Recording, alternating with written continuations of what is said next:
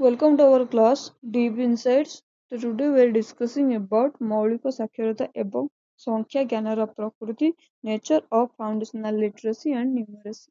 ତ ମୌଳିକ ସାକ୍ଷରତା ଏବଂ ସଂଖ୍ୟା ଜ୍ଞାନ FLN ପଠନ, ଲିଖନ ଏବଂ ଗଣିତରେ ମୌଳିକ ଦକ୍ଷତାର ଉତ୍ସ ଅଟେ, ଯାହାକି ପିଲାମାନଙ୍କର କମ ବୟସରେ ଶିକ୍ଷଣ ଏବଂ ବିକାଶ ପାଇଁ ଏକାନ୍ତ ପ୍ରୟୋଜନ।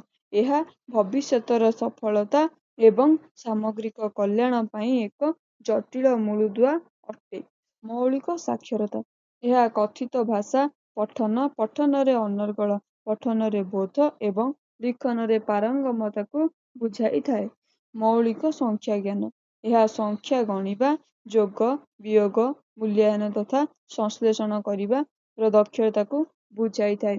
ଭବିଷ୍ୟତ ଶିକ୍ଷା ପାଇଁ ମୂଳ ଭିତ୍ତି। ମୌଳିକ ସାକ୍ଷରତା ଏବଂ ସଂଖ୍ୟା ଜ୍ଞାନ FLN ହେଉଛି ପିଲାର ଭବିଷ୍ୟତ ଶିକ୍ଷାର ମୂଳ ଭିତ୍ତି ଅଟେ, ଯାହାଦ୍ୱାରା ପିଲା ଭବିଷ୍ୟତରେ ପାଠ ପଢ଼ିବାରେ ପାରଙ୍ଗମ ହେବ। ଦୀର୍ଘକାଳୀନ ଶିକ୍ଷା ସଫଳତା। ମୌଳିକ ସାକ୍ଷରତା ଏବଂ ସଂଖ୍ୟା ଜ୍ଞାନ FLN ହେଉଛି ଏକ ମଜବୁତ ସାକ୍ଷରତା ଓ ସଂଖ୍ୟା ଜ୍ଞାନର ମୂଳଦୁଆ, ଯାହାକି ପିଲା ଭବିଷ୍ୟତର ଦୀର୍ଘକାଳୀନ ଶିକ୍ଷା ସଫଳତା, ବ୍ୟକ୍ତିଗତ କଲ୍ୟାଣ ଓ ଆର୍ଥିକ ବିକାଶ ପାଇଁ ଜରୁରୀ ଅଟେ। ଜାତୀୟ ବିକାଶ। ଜାତୀୟ ବିକାଶ ପାଇଁ ମୌଳିକ ସାକ୍ଷରତା ଏବଂ ସଂଖ୍ୟା ଜ୍ଞାନ ଏକାନ୍ତ ଅପରିହାର୍ଯ୍ୟ ଏବଂ ଏଥିପାଇଁ ଭାରତ ସରକାର ଶିକ୍ଷା ମନ୍ତ୍ରାଳୟ ନିପୁଣ ଭାରତ କାର୍ଯ୍ୟକାରୀ କରିଛନ୍ତି।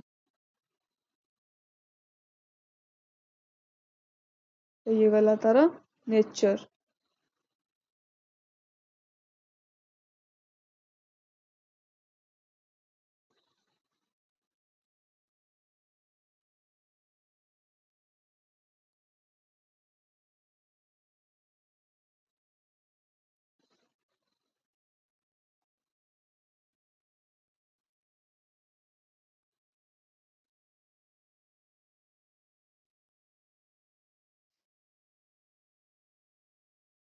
ନେଚର ପରେ